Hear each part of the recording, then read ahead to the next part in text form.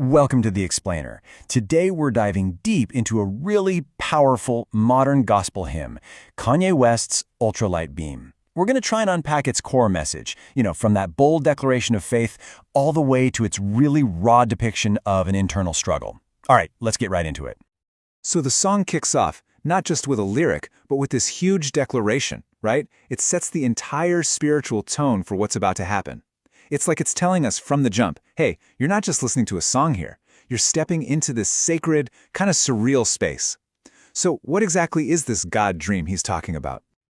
Okay, so to really get a handle on this song, we first have to understand its absolute central concept. It's the very thing that gives the track its name, the ultralight beam. Right. So Ultralight Beam, it's not just some cool sounding title Kanye came up with. No, it's the absolute core of the entire song. Think of it like this. It's this idea of a super focused, intense ray of spiritual light that just cuts right through the darkness.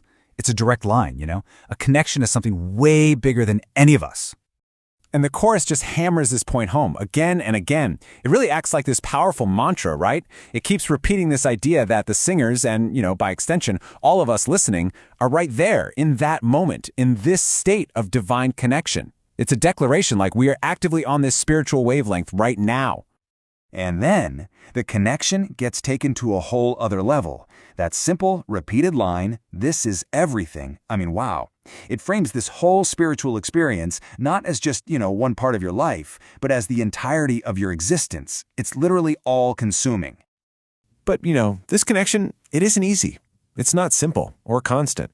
The song makes it really clear that this God dream is actually born from a deep and, honestly, a pretty profound internal struggle. And then Kelly Price's voice comes in, and man, it just introduces this massive conflict. It's that classic spiritual question, the one people have wrestled with for, forever. If there's a loving higher power, why is there so much suffering? It's just a moment of such raw, painful questioning. And this right here, this captures the central battle of the song so perfectly. On one side, you've got this desperate struggle just to hold on to your faith. But on the other side, there's the exhausting reality of this internal holy war, just this desperate search for some peace, some safety, when you feel like you're surrounded by chaos. Wow. This is probably the single most confrontational moment in the entire song. It's a straight-up accusation aimed directly at God. It's just full of this deep feeling of betrayal, and it questions the very nature of divine power. It's really a cry of pain from someone who feels completely crushed. So after facing this really intense internal war, the song doesn't just leave us in despair, not at all. Instead, it offers a clear path forward, a way to resolve it all, making a conscious, deliberate turn back toward faith. This line right here is the pivot point of the entire track. It's an admission of weakness, right? Just saying, I'm too tired to fight this alone. But that's surrender. That actually becomes an act of incredible strength because it's about actively looking for guidance from a higher power. And this feeling is just perfectly captured in Chance the Rapper's verse that comes next. And then boom, Chance the Rapper just bursts onto the track with all this incredible confidence.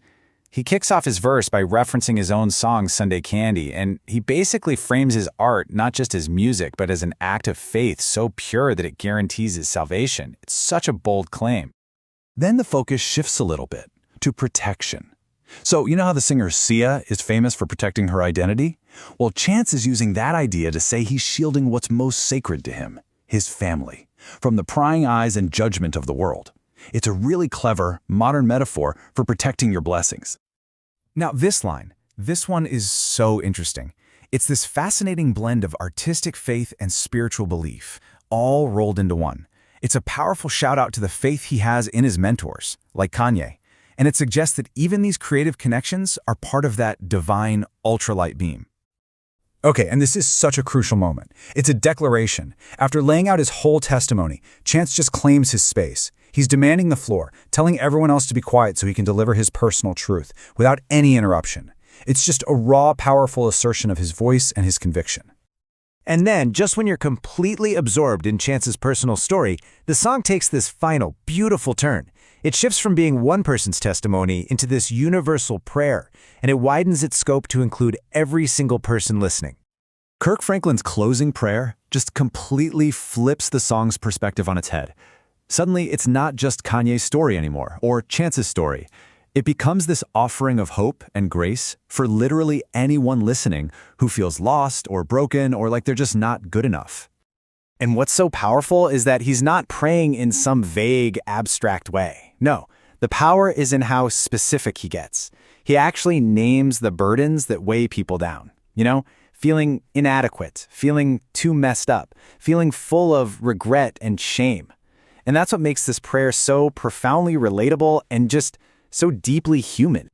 And the prayer, and the whole song, really, it ends with just these 4 fragmented words, and they perfectly summarize the entire emotional journey we've just been on. There's the desperate need for faith, the constant search for more, that deep, deep longing to feel safe, and the inescapable reality of that internal war.